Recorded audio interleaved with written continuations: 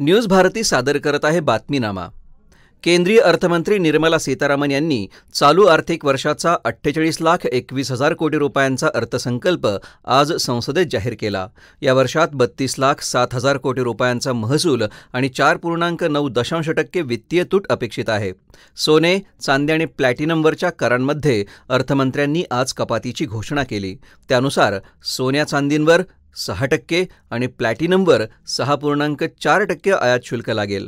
मोबाईलचे चार्जर, कर्करोगावरील आणखी 3 औषधं, एक्स-रे मशीनचं साहित्य, विविध धातू, सौर ऊर्जेसाठी लागणारे पॅनल आणि बॅटरी, कोळंबी, माशांचे खाद्य आदींवर कर सवलत आज अर्थमंत्र्यांनी जाहीर केली।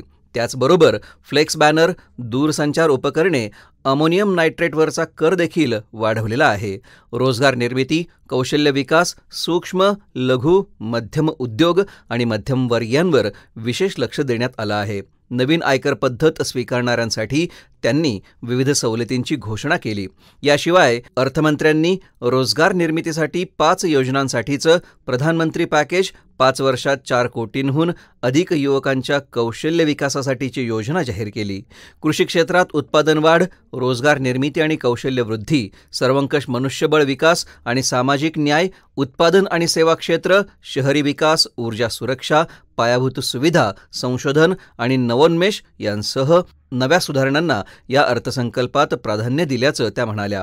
नवीन आयकर प्रणालीचा स्वीकार करणाऱ्यांसाठी आणखी कर सवलतींचा लाभ देताना अतिरिक्त 1 लाख रुपयांच्या उत्पन्नाला त्यांनी विद्यमान दरापेक्षा कमी कर लादण्याची घोषणा केली।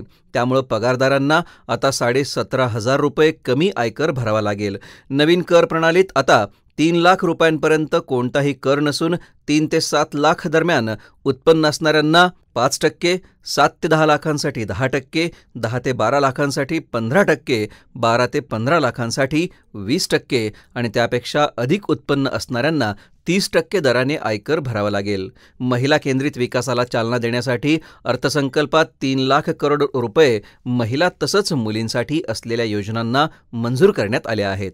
आदिवासी बहुल गावे आणि जिल्हे यांच्यामधल्या आदिवासी कुटुंबांसाठी प्रधानमंत्री जनजाती उन्नत ग्राम अभियान सुरू केलं जाईल। त्याचा लाभ 63,000 गावं आणि 5 कोटी आदिवासींना होईल। हा अर्थसंकल्प ग्रामीण, दुर्बल तसंच शेतकऱ्यांना समृद्धीची वाट दाखवणारा आणि युवा वर्गासाठी संधी निर्माण करणारा आहे, अशी प्रतिक्रिया पंतप्रधान नरेंद्र मोदी यांनी दिली आहे। तर सामान्य नागरिकांना या अर्थसंकल्पामुळे कोणताही दिलासा मिळालेला नाही। हा अर्थसंकल्प म्हणजे काँग्रेसचा जाहीरनामा आणि मागचे अर्थसंकल्प यांची नक्कल आहे, अशी प्रतिक्रिया लोकसभेचे विरोधी पक्षनेते राहुल गांधी यांनी दिली आहे। हा होता आजचा बातमीनामा। पुन्हा भेटू पुढील बातमीनाम्यात। तोपर्यंत नमस्कार।